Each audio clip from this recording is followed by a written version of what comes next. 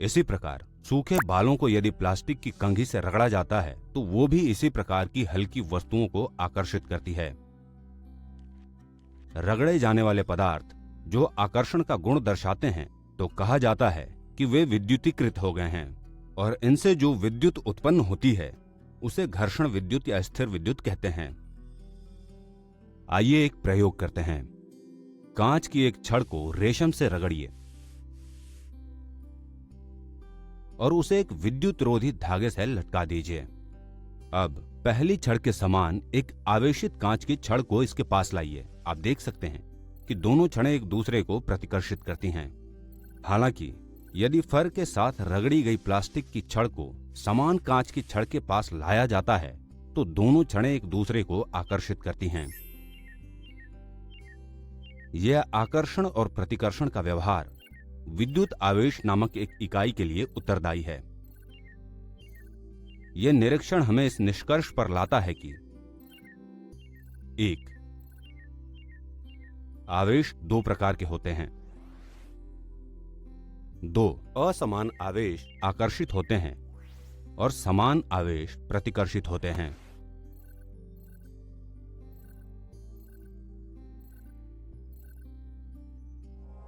जब विद्युतीकृत प्लास्टिक और कांच की छड़ को संपर्क में लाया जाता है तो उनके द्वारा अर्जित आवेश परस्पर उदासीन या शून्य हो जाते हैं और छड़ें फिर एक दूसरे को आकर्षित नहीं करती हैं। अमेरिकी वैज्ञानिक बेंजामिन फ्रैंकलिन ने इन आवेशों को धनात्मक और ऋणात्मक नाम दिया। लेकिन ये आवेश कहां से आते हैं? प्रत्येक पदार्थ के समान ही कांच की छड़ में कई परमाणु होते हैं।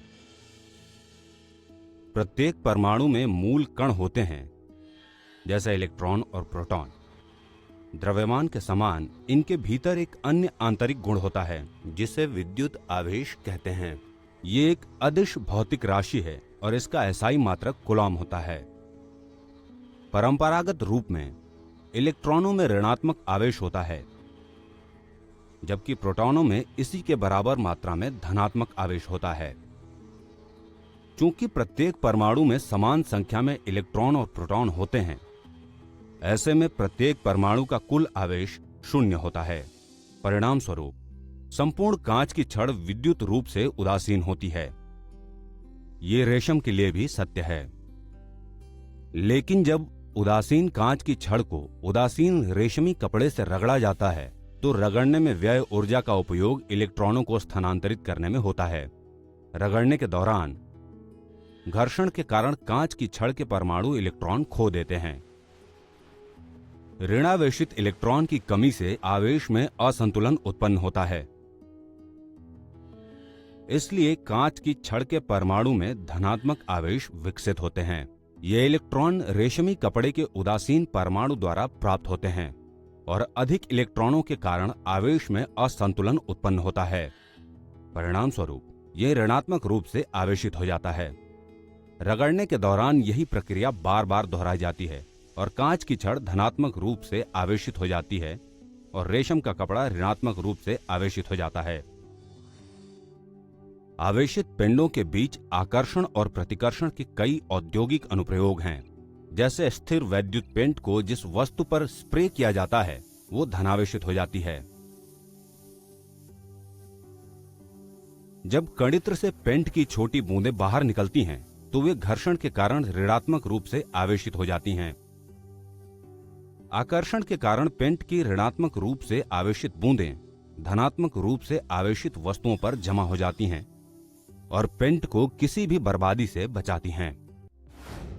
सारांश: विद्युत आवेश पदार्थ के मूल कणों का एक आंतरिक गुण है। यह ऋणात्मक और धनात्मक हो सकता है। एसआई मात्रक में आवेश का परिमाण कूलॉम C में मापा जाता है। समान आवेश एक दूसरे को प्रतिकर्षित और असमान आवेश एक दूसरे को परस्पर आकर्षित करते हैं। स्थिर वैद्युत पेंट स्प्रे स्थिर विद्युत के कई औद्योगिक अनुप्रयोगों में से एक है। तो अब आप समझ गए होंगे कि कभी कभी फर्नीचर को हाथ लगाने पर जो झटका आपको लगता है वो क्या है। ये बेहद मंद होता है और शायद ही आपने इस पर कभी इतना ध्यान दिया होगा, लेकिन